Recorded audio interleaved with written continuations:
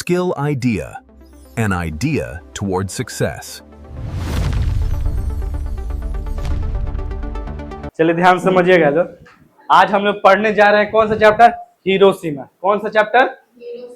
Hiroshima के बारे में आप जानते हैं? हिस्ट्री से रिलेटेड क्या है? हिटलर बम छोड़ा था। अरे वो अपने सेना द्वारा भेजा गया। हिरोशिमा कहाँ है? जापान में। ठीक है, जहाँ पे 6 अगस्त को बम गिरा था और 9 अगस्त को नागासाकी में बम गिरा था। ठीक है, ये आप जानते हैं कि नहीं जानते हैं? तो ये बम क्यों गिराया गया था, तो ये आप लोग फर्स्ट वर्ल्ड वार पढ़ेंगे। हाँ, तो वो आप लोग जब हिस्ट्री पढ़ेंगे, पढ़ लिए हैं, समझा भी दिए होंगे हम, ऐसा नहीं है। पर हिरोशिमा एकदम जो चैप्टर है अगेजी का, बहुत इंटरेस्टिंग चैप्टर है। इसका कोई जवाब नहीं है। इनके जैसा कभी होना चाहिए। हम भी सोच रहे हैं कभी कभी बन जाए, पर बन पाए इनके जैसा बहुत अच्छे कवि हैं। इनके बारे में ध्यान समझना है। हिरोशिमा, अब आपको पता चल गया ना कि हिरोशिमा के बारे में क्या बता रहे होंगे। एक तो गाइड बन गया कि हिरोशिमा, अरे सर वो जहाँ पे बम गिरा था, हाँ वही वाला ना। तो हिरोशिमा, अब उसके बारे में ये बताते हैं कि क्या क्या चीजें हुई थी। तो थोड़ा सा समझते हैं हिरोशिमा के बारे में। अब देखिए, हिरोशिमा आधुनिक सभ्यता की दुर्दशा, मानवीय भविष्य का एक काव्य चेतावनी है। इसके राइटर है, देखिए इनका नाम सुनिए, कितना बड़ा नाम है इनका। इनका नाम है सचिदानंद हीरानंद वत्सायन अज्ञे। देखिए इनका नाम सचिदानंद हीरानंद वत्सायन अज्ञे। इनको शॉर्ट फॉर्म में इनका जो नाम था, क्या नाम है? अज्ञे जी। क्या नाम है? अज्ञे जी। इनको थोड़ा ज्यादा रेस्पेक्ट देते हैं हम, बहुत अच्छे कवि हैं मेरे दुनिया। अब ध्यान से इनके बारे में थोड़ा कुछ बताने से, पढ़ाने से पहले कुछ बताना चाहते हैं। तो ये व्यक्ति जो थे, अब देखिए कि कवियों का एक पत्र लिखा जाता था, कवियों द्वारा लिखा जाता था कि वो अपनी कहानी लिख सकते हैं। कविता लिखकर क्या करे, एक चीज को भेजे और उसकी कविता को पढ़ के उसको सम्मानित किया जाता था। ठीक है, अब इनका भी मन था, बहुत अच्छे पुरुष अज्ञे जी, ये बहुत अच्छे अच्छे लिखते थे कविताएं और उसको लिख के भेजते थे, पर इनका पर्ची खुलता ही नहीं था। समझ रहे? मान लीजिए कि एक बॉक्स है, एक बॉक्स में ध्यान, एक इंटरेस्टिंग है इसको समझाने के लिए। एक बॉक्स बनाया गया है, उसमें आपको कविता लिखना है, उसमें जाके डालना है, और जिसका निकल जाए, टॉप नहीं होता, टॉप 5 निकाला जा रहा है, तो टॉप 5 इनका भी निकाला जाए। तो इसमें होता क्या था कि ये बहुत मन लगा लगा कर लिखते थे अज्ञे जी कविता। मैंने इतना अच्छा अच्छा कविता लिखते थे, उसका कोई जवाब नहीं था, पर इनका नाम आता ही नहीं था। इनका नाम नहीं आता था। एक दिन गुस्सा में आ गया। नहीं होता है कि आपको भी गुस्सा आता होगा, एक समय के बाद आप आंसर बोल रहे हैं, हम उधर सुन रहे होंगे, तो आपको अभी गुस्सा है, सर मेरा नहीं सुन रहा है। ठीक उसी पर एक दिन क्या हुए, एक दिन ऐसे ही बेमजाक अंदाज में एक कविता लिख दी। समझ ना, ऐसा कविता कि ये अपने मन में इसमें नहीं लगाए थे कि 100% एक्यूरेसी के साथ लिख रहे हैं, ऐसे ही लिख दिए। ठीक है, अब वो लिखे, वो पर्ची में निकल गया। पर्ची में क्या हुआ? निकल गया। अज्ञे जी का नाम पुकारा गया। इतना अच्छा, वो सोच रहे हैं कि हम तो ये ऐसे ही हंसते खिलते लिख दिए, तब इसको इतना अच्छा बोल रहे हैं लोग। तो ये कहानी है इनके बारे में। बहुत अच्छे कवि हैं, थोड़ा सा इनके बारे में समझते हैं लोग। अज्ञे जी के बारे में थोड़ा पाठ परिचय करते हैं लोग कि अज्ञे जी कौन थे। तो अज्ञे जी का पूरा नाम क्या था? सचिदानंद हीरानंद वत्सायन अज्ञे। अब ध्यान से, इनका जन्म होता है 7 मार्च 1911 को। कब होता है? 7 मार्च 1911 में। ठीक है, कहाँ? कुशीनगर। कहाँ होता है? कुशीनगर, उत्तर प्रदेश। गए हैं कभी कुशीनगर? और इनकी मृत्यु हो जाती है कब? 4 अप्रैल 1987 में। 1987 में। अभी कुछ पढ़ाए थे कुछ देर पहले, क्या पढ़ाए थे आप लोग को? ब्रुटलैंड आयोग गया था ना, तो इनका, हाँ, तो ये 4 अप्रैल 1987 की इनकी क्या हो जाती है? मृत्यु हो जाती है। इनका जो मूल निवास था वो कहाँ के थे? तो करतारपुर के थे। कहाँ थे? करतारपुर। कहाँ है? पंजाब में। ध्यान समझिएगा, इनका जन्म होता है 7 मार्च 1911 में। कहाँ? कुशीनगर, उत्तर प्रदेश। इनकी मृत्यु होती है कब? 4 अप्रैल 1987 में। ठीक है, पर इनका जो मूल निवास था वो कहीं और के थे, बस गए थे कहाँ? उत्तर प्रदेश में। तो इनका मूल निवास कहाँ था? करतारपुर पंजाब में। बहुयामी व्यक्तित्व कहने का मतलब क्या, आधुनिक हिंदी के साहित्य के प्रखर कवि, कथाकार, विचारक और बहुभाषित संस्कृत, अंग्रेजी, फारसी, तमिल का ज्ञाता है। यानी बहुभाषाविद यानी बहुत सारी भाषाओं का क्या था इनके पास, ज्ञान था। कौन कौन भाषाओं का ज्ञान था इनके पास, तो संस्कृत। ठीक है, एक संस्कृत में श्लोक है, उसको सुनना चाहेंगे आप लोग। माता पितरो सुखी न भवंती चेता सर्व पूजा व्यर्थ। इसका मतलब है कि आपके माता पिता आपसे, आप कहीं भी कितना भी पूजा कर लीजिए, अगर आपके माता पिता आपसे दुखी हैं तो वो आप कहीं भी पूजा कीजिए, सब क्या है, व्यर्थ है।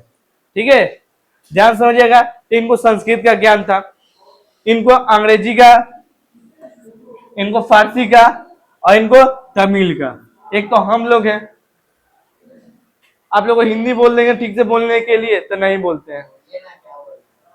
ठीक है, अब देखिए क्रांतिकारी जीवन, स्वतंत्रता आंदोलन में सक्रिय भूमिका निभाई। अब देखिए स्वतंत्रता आंदोलन समझ रहे हैं क्या, आजादी के समय ये अपने आप को एक्टिव रखे थे कि हम भी देश के क्या हैं, नागरिक हैं, तो हमको भी क्या होना चाहिए, एक्टिव रहना चाहिए। इन्होंने सक्रिय भूमिका निभाई। कौन, अंग्रेजी। अंग्रेजी जीवन भर एक सत्यनिष्ठ पर्यटक रहे, यानी कहने का मतलब जीवन भर के लिए क्या, आप देखिए जैसे अपने देश के बारे में सोचे। कौन, अंग्रेजी के, हम हमारे देश के नागरिक हैं, इसके बारे में थोड़ा सा सोचते हैं। ये जीवन भर अपने को आपको इस चीज में झोंकते चले गए, यानी कविताओं को लिखना इनकी क्या हॉबी बन गई। जैसा हम लोग का क्या है, हॉबी पूछा जाता है, सर प्लेइंग क्रिकेट, लगता है कि विराट कोहली बन जाएंगे, हिट में बन जाएंगे। प्लेइंग क्रिकेट, आप बॉल फेंक देंगे 145 की स्पीड से, यहां लगे कहां लगा पता नहीं चलेगा कि बॉल गिरने के बाद आउट स्विंग की है कि इन स्विंग की है, कुछ नहीं, पर बनेंगे क्या, क्रिकेट। ध्यान समझे, एक तो अब मूर्ख लोग हैं आप लोग। ठीक है, ये जो सूरज आया था, जो मौत का सूरज जो रथ पर बैठ के आया था, जैसे दूल्हा बैठ के आता है, ठीक उसी प्रकार अंग्रेजी बोलते हैं कि ये मौत का सूरज कैसे बैठ के आया था, तो रथ पे बैठ के आया था और चारों तरफ तांडव मचा दिया था शंकर जी जैसे। समझ रहे हैं कि नहीं, इस प्रकार था। अब ध्यान समझना है, कुछ क्षण का उदय अस केवल एक प्रज्वलित क्षण की दृश्य सुख लेने वाली दोपहरी, फिर वह मानो निर्मित सूरज कुछ ही पलों के लिए उगा और अस्त हो गया।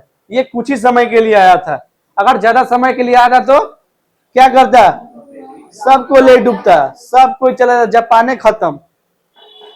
ठीक है, लेकिन उस एक जलते हुए पल में दोपहर जैसी उस क्षण की दोपहर से में नगरी सारे दृश्यों के जीवन में हमेशा के लिए सोख लिया गया। अब ध्यान से, ये इस प्रकार की रोशनी आई इससे निकलते हुए कि लगा मानो कि जैसे क्या है, दोपहर हो। कैसा हो, दोपहर की समय हो, ऐसा क्या, रात को गिरा था। हाँ ठीक है, अब मानो जैसे लग रहा था कि क्या है, दोपहर के समय देखते हैं कि आप लोग कितना लाइट रहता है सन का, ठीक उसी प्रकार जब ये बम गिरा था, ये तो रात के समय गिरा था, पर हाँ सबको ले डूबा। अब ध्यान समझिएगा, छाए मानव जन की नहीं मिट्टी लंबी होकर मानव ही सब भाप गए हो गए। मानव सब कैसे बन गए हैं, लेकिन पानी गर्म नहीं करते हैं, बॉयल करते हैं हम लोग, जैसे पानी की तरह ये भी सब लोग मनुष्य क्या हो गए, बॉयल हो गए। हाँ, अब ध्यान समझिएगा, शाम के समय प्राकृतिक छाया लंबी होकर धीरे धीरे मिटती है। अब देखते हैं कि शाम के समय अपने परछाई को देखिएगा कि जो आपकी जो छाया है वो थोड़ी लंबी बनती है, दोपहर के समय छोटा बनते हैं पर शाम के समय थोड़ा लंबी बनती है। परंतु यहाँ छाया लंबी होकर नहीं मिट्टी, बल्कि भयंकर आग और रेडिएशन में मनुष्य के शरीर ही भाप बनकर उड़ गए, ये फिर से बॉयल करा दिए। जैसे मनुष्य का शरीर कैसा हो गया होगा, एक बॉयल जैसे भाप की तरफ आसमान में उड़ रहा है। ठीक है, इंसानों का नामो निशान पल भर में मिट गया। अब बताइए तो, एक बम गिरा उससे कितना क्षति हुआ होगा, लोग को सोते सोते में सो गए होंगे, लोग जो लोग बाहर निकले होंगे वो लोग बाहर गायब हो गए होंगे, है कि नहीं। तो इस प्रकार यानी हम लोग क्या कर सकते हैं, यानी मानव निर्मित। ये देखिए हाँ, अब देखिए इसका परछाई देखने को मिलता है ना। अब ध्यान से, छाए तो अभी लिखी है झुलसे हुए पत्थरों पर, उजड़ी सड़कों की गज पर। मनुष्य भाप बन गए लेकिन उनकी मौत गवाही देने वाली परछाई आज भी मौजूद है। ठीक है, अब ध्यान सुनिए, मनुष्य तो भाप बन गए लेकिन मौत की गवाही देने वाले परछाई आज भी मौजूद है। यानी आज भी देखने के लिए, ये कवि का भावार्थ है कि आज भी देखने के लिए मिलता है, क्योंकि वहां के लोग लंगड़े लूले इस प्रकार से पैदा जन्म लेते हैं। ये सब दिक्कत ना है उस क्षेत्र है, ये नहीं पूरे जापान की बात कर रहे हैं जहाँ हिरोशिमा में बम गिरा गया था।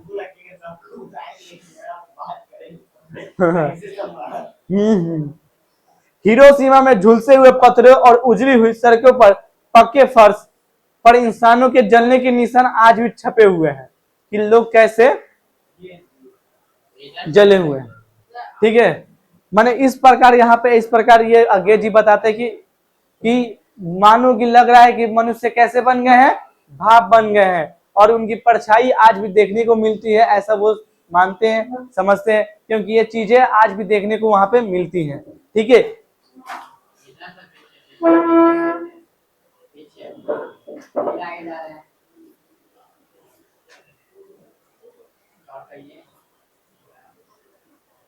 चलिए ध्यान समझते हैं। स्वयं का विनाशक, मानव का रचा हुआ सूरज मानव को भाप बनाकर सोख गया।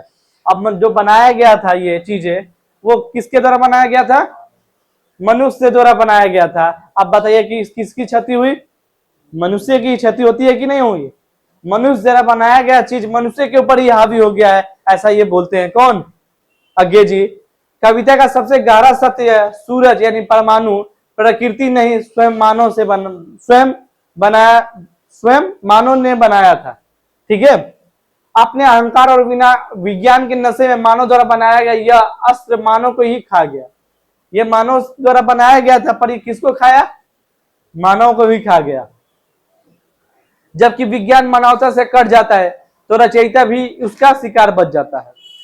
ध्यान से समझना है कि ये जो बनाया गया था हिरोशिमा पर, जो बम गिराया गया था, ये तो मानव निर्मित बनाया गया था, और ये मनुष्य को ही क्षति दे सकता है। क्यों? कि मनुष्य अपनी बुद्धि और विवेक का उपयोग ना करे। आने वाले समय में अगर ऐसी कोई संकट आती है हमारे देश में, पूरे विश्व में आती है, तो क्या हमको इस परमाणु बम का यूज करना चाहिए? कभी नहीं, हरगिज नहीं करना चाहिए। कि मानो कुछ पल, कुछ क्षण के लिए किसी का भी हत्या नहीं करना चाहिए, क्योंकि वो क्या है? अच्छा नहीं है। अब ध्यान समझिए, पत्थर पर लिखी हुई जली हुई छाया मानव की साखी है। देखिए ये पत्थर पर देखिए तो कैसे लग रहा है कि मनुष्य खड़ा है, पर मनुष्य की एक परछाई की तरह जला हुआ दृश्य है। ठीक है, कौन सा? ये फिगर, यानी कहने का पत्थरों पर छपी हुई है इंसानों की जली हुई परछाई मात्र एक निशान नहीं, यह मानव की क्रूरता, अमानवीयता और युद्ध के विभीषिका की साखी है, यानी गवाह है। साखी का मतलब गवाह है। गवाह है कि नहीं? कि देखिए ये मनुष्य गुस्सा हुआ तभी ना वो बम गिराया। अगर उसके अंदर मानवता का गुण रहता तो क्या वो बम गिराता? और ये क्या, ये सब चीजें यहाँ की गवाह है, ये यानी एविडेंस है, यानी गवाह देती हैं कि इस प्रकार यहाँ पे ऐसी घटनाएं हुई है। ये आने वाले पीढ़ियों को चेतावनी देती है कि ऐसा नरसंहार दोबारा ना हो। अब इससे आप कुछ ना कुछ तो सीखते हैं कि नहीं, कि आने वाले समय में क्या ऐसा होना चाहिए? कभी नहीं होना चाहिए, क्योंकि इससे हम लोग को कुछ सीखना चाहिए। कोई दिक्कत?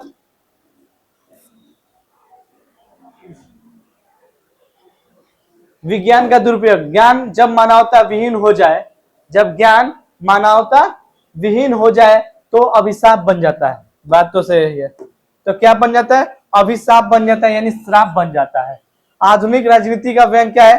हथियारों की अतिहोर, यानी आर्म रेस सर्वनाश लाएगी। अब जितने भी आप नए नए चीजों को बनाएंगे जो मनुष्य के ऊपर ही क्या हो रही है? हावी हो रही है। ठीक है, मानवीय क्रूरता, युद्ध में कोई नहीं जीतता है, केवल मानव हारती है। किसी से आप युद्ध करते हैं तो क्या वो व्यक्ति हारता है? नहीं, उसमें मानवता की हार होती है। आप बोलते हैं कि नहीं उसकी हार हो गई, ऐसा नहीं, वो जीता कब तक कि उसकी हार हो जाएगी, है कि नहीं? ठीक है, माने उसमें क्या है? यानी मनुष्य की मानवता की हार होती है। ठीक है, भविष्य की चेतावनी, अतीत की यह घटना भविष्य के लिए डरावनी साक्षी है, यानी गवाह है कि नहीं? कि आने वाले समय में ऐसा कुछ ना हो जिससे मनुष्य को दिक्कत और समस्याएं हो। कोई दिक्कत? ध्यान समझिएगा, सभ्यता का विकास जीवन के लिए होना चाहिए, सर्वनाश के लिए नहीं। ऐसा इनका अंग्रेजी का कोट है। किसका कोट है? अंग्रेजी का, कि सभ्यता का विकास जीवन के लिए होना चाहिए, हमारी जीवन के लिए होना चाहिए, सर्वनाश के लिए नहीं। ये किसका कोट है? अंग्रेजी का। किसका कोट है? अंग्रेजी का। अंग्रेजी का। चिंतन और अभ्यास, आज के परमाणु संपन्न वैश्विक परिदृश्य में हिरोशिमा की घटना कितनी प्रशासनिक, मानव का रचा हुआ सूरज से कवि का क्या तात्पर्य है? मानव द्वारा रचा हुआ सूरज से कवि का क्या अभिप्राय है? बताइए तो। अभी क्या पढ़ के आए हम लोग कि ये ये रथ पे, मानो ये एक रथ पे चढ़कर ऐसा आया, यानी कैसा सूरज था? मौत का सूरज था, जो हाँ, जो अंतरिक्ष से नहीं जमीन से फटकर ये अपनी किरणों से दिखाता हुआ क्या एक विनाशकारी सूरज के रूप में इसे कभी मानते हैं, जानते हैं। आप आराम से लिख सकते हैं, एक बार इसका भावार्थ समझिएगा। विज्ञान सृजन, साधन या विनाश का हथियार, कक्षा में चर्चा करें, छोड़ दीजिए इसको, ध्यान में रहने दीजिए, हटा दीजिए, कोई दिक्कत